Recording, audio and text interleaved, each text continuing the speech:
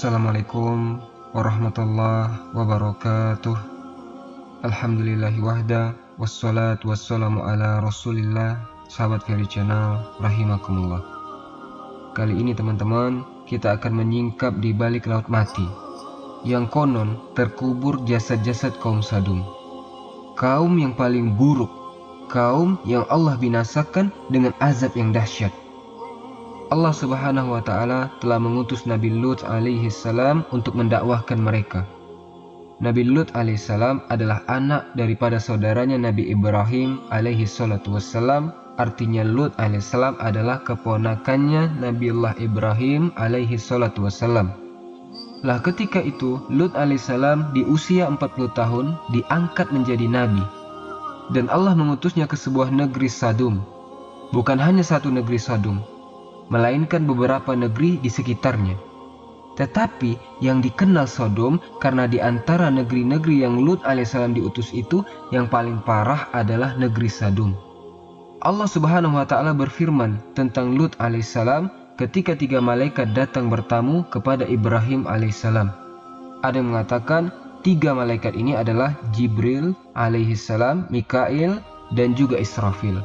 Ada juga yang mengatakan malakul maut yang ketiganya, memberi kabar kepada Ibrahim alaihissalam akan lahir Ishak alaihissalam dan cucunya yaitu Yakub alaihissalam. Maka tugas malaikat ini Allah katakan, ya Ibrahim, a'rid an haza, innahu qad jaa amru rabbika wa innahum atihim azabun ghairu mardud. Wahai Ibrahim, tinggalkan perbincangan ini. Artinya cukup kami mengabarkan kabar gembira terhadap kelahiran Ishak dan juga cucumu kelak, yaitu Yakub alaihissalam.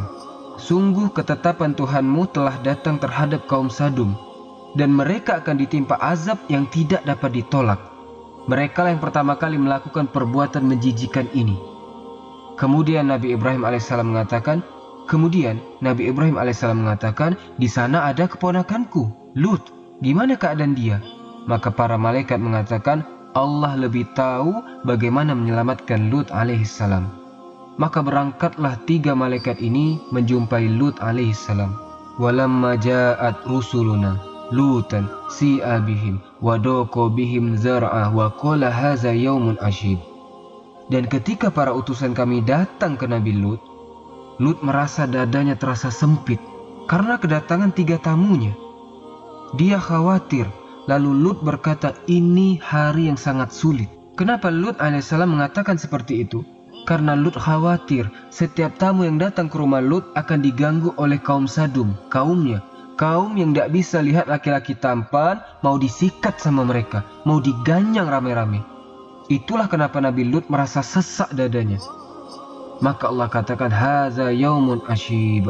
Apalagi istrinya Nabi Lut ini istri pengkhianat, yang Allah Subhanahu wa Ta'ala jadikan percontohan bagi wanita-wanita kafir. Wa daraballahu masalan lillazina kafaru imra'ata nuhin wa imra'ata nuh.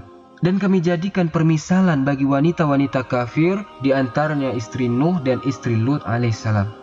Keduanya berkhianat kepada suaminya. Apa pengkhianatan istrinya Nabi Lut? Saat ketiga tamunya Nabi Lut ini datang ke rumah Lut, istrinya ini membakar kayu bakar sebagai tanda kalau di rumahnya itu ada tamu. Riwayat lain mengatakan istrinya ini keluar lewat pintu belakang, kasih tahu kaumnya bahwa suaminya nerima tamu ganteng-ganteng. Makanya kaumnya ini bergegas ke rumah Lut, datang dengan nafsu yang menggebu-gebu untuk memperkosanya. Makanya kemudian dijelaskan, waja'ahu qaumuhu yuhra'una ilaihi wa min qablu kanu ya'maluna syai'a. Dan kaumnya segera datang kepadanya ketika tahu bahwa di rumah Lut itu ada tamu. Maka mereka segera datang karena ada tanda yang diberikan istrinya Lut alaihissalam. Maka ketika datang kaumnya ini menggedor-gedor pintu rumah Lut, apa kata mereka? Hei Lut, bukankah kita sudah bilang sama kamu jangan pernah datangin orang sebelum izin? Nabi Lut sampai saat ini belum tahu bahwa 3 tamunya itu adalah malaikat.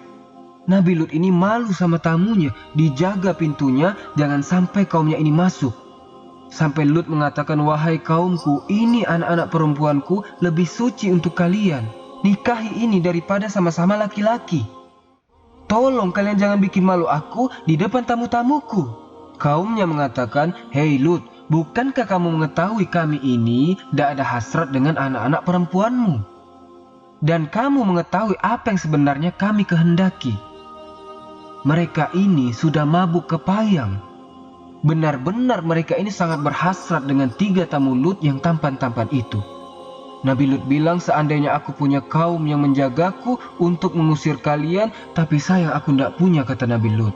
Terus begitu didobrak dan ditahan sekuat tenaga oleh Nabi Lut alaihissalam. Baru malaikat ini ngomong, katanya malaikat, "Ya Lut, la takhaf." Wahai Lut, jangan takut.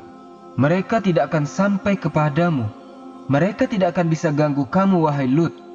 Kami adalah utusan Allah. Ternyata tamunya malaikat. Baru lega Nabi Lut. Kemudian malaikat mengatakan kepada Lut alaihissalam, "Kami akan menyelamatkanmu dan keluargamu yang beriman, kecuali istrimu. Karena dia termasuk orang-orang yang kufur, tidak mau taat sama suaminya." Kejadian ini terjadi di sore hari, terus hingga masuk malam hari. Kemudian Jibril keluar dan menempeleng mereka dengan satu sayapnya Jibril. Semua kaum Lut yang ada di situ seketika buta mata mereka. Mereka jerit-jerit, "Saya tidak bisa lihat lagi, tolong," kesakitan mereka.